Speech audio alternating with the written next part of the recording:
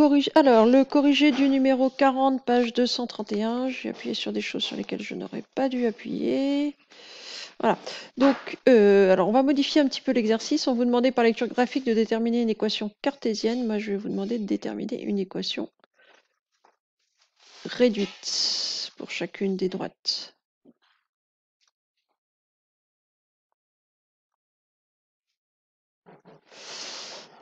Voilà. Donc ici, on a 5 droites et je veux que vous me retrouviez l'équation réduite de chacune des droites. Alors, je vous rappelle qu'une équation réduite, c'est soit x égale k, ça c'est pour les droites verticales,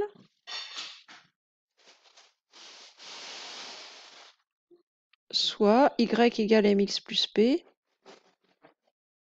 pour les autres. M étant le coefficient directeur de la droite, P étant son ordonnée à l'origine. Donc on a vu au moment des fonctions affines comment on retrouvait un coefficient directeur et d'ailleurs comment on retrouvait l'ordonnée à l'origine. Donc l'ordonnée à l'origine, c'est le niveau auquel votre droite coupe l'axe des ordonnées, c'est pour ça qu'on parle d'ordonnée à l'origine. Et M, le coefficient directeur, c'est lui qui va faire la direction de la droite. La définition, c'est le décalage vertical lorsque j'avance d'une unité en abscisse sur ma droite. Et puis pour le calculer, on prend 2 points à coordonnées entières et on fait la formule décalage vertical divisé par décalage horizontal. Je ne sais pas si vous vous souvenez de ça, mais l'idée, ça va être d'essayer de faire ça. Alors, pour la droite D1, elle est horizontale. Donc, elle a une équation, y égale mx plus p.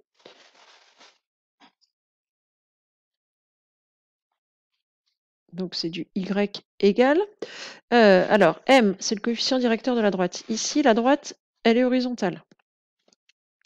Donc, le coefficient directeur, il est égal à 0. Donc, le terme en x, il n'y en a pas. J'ai 0x, donc je mets rien. Plus P, P c'est l'ordonnée à l'origine de ma droite, donc le niveau auquel la droite coupe l'axe des ordonnées. Ici, c'est le niveau moins 1. Donc l'équation réduite de la droite D1, c'est y égale moins 1. Et on peut voir qu'effectivement, qu'est-ce qu'ils ont en commun tous les points de cette droite-là? Si je prends par exemple celui-ci, c'est le point de coordonnées 4, moins 1. Si je prends celui-là, c'est le point de coordonnées 3, moins 1. Celui-là, c'est le point de coordonnées 0, moins 1. Qu'est-ce qu'ils ont en commun et à quelles conditions est-ce qu'un point est sur cette droite-là? Un point va être sur cette droite-là si son ordonnée vaut 0.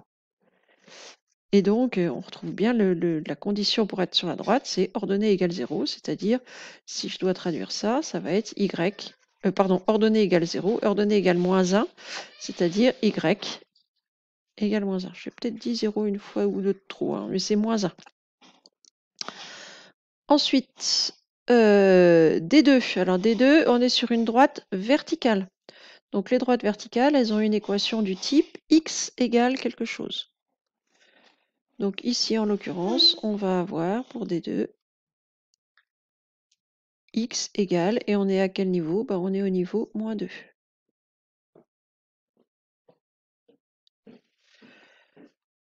Ensuite, pour D3, donc D3, là on va être obligé de faire parler nos connaissances sur le coefficient directeur et l'ordonnée à l'origine. Donc elle n'est pas verticale, donc c'est en y égale. Alors, l'ordonnée à l'origine, parce que c'est le plus simple à voir, ici c'est le niveau auquel la droite coupe l'axe des ordonnées, donc ça va être moins 2. On est ici au niveau moins 2. Le coefficient directeur,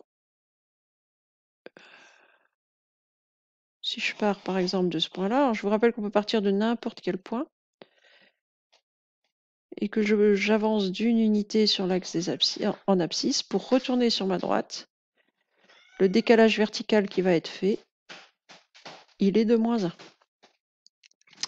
Donc le coefficient directeur il vaut moins 1. Donc l'équation de ma droite ici, c'est y égale moins 1x, alors que je peux écrire moins x, moins 2. Voilà pour l'équation réduite de D3. D4, alors c'est la bleue qui est ici, qui au passage correspond à une fonction qui passe par l'origine du repère, donc une fonction linéaire. Donc, alors, y égale, donc ça va être juste mx, alors plus 0 si on veut, mais leur donner à l'origine vaut 0. Le coefficient directeur, alors ça va pas être facile de le lire avec juste un décalage de 1. Ici, c'est pas entier, donc on prend 2 points sur la droite, n'importe lesquels, enfin n'importe lesquels, pas complètement n'importe lesquels justement. Des points à coordonnées entières, donc si je prends voilà, l'origine et puis celui-là, et puis je passe de l'un à l'autre. Le décalage vertical, il est de plus 2 pour un décalage horizontal de 1, 2, 3, 4 carreaux. Donc le coefficient directeur, c'est le décalage vertical divisé par le décalage horizontal. Je vous rappelle que on avait noté ça comme ça, et je vous avais dit pour vous en souvenir, il vous suffit de se souvenir de Victor Hugo. Donc ici, le coefficient directeur, c'est 2 sur 4. Alors 2 sur 4, d'ailleurs, ça tombe juste, enfin ça se simplifie, pardon, c'est 1/2. Donc y égale 1/2x. Ou 0,5x si vous voulez. Alors on l'avait directement le 1/2 si au lieu d'aller chercher le point là-haut, j'avais pris celui qui est ici. J'avais un décalage vertical de 1 pour un décalage horizontal de 2 carreaux. Et enfin, la dernière des 5, elle est où? Voilà, c'est la rose ici. Alors, l'ordonnée à l'origine,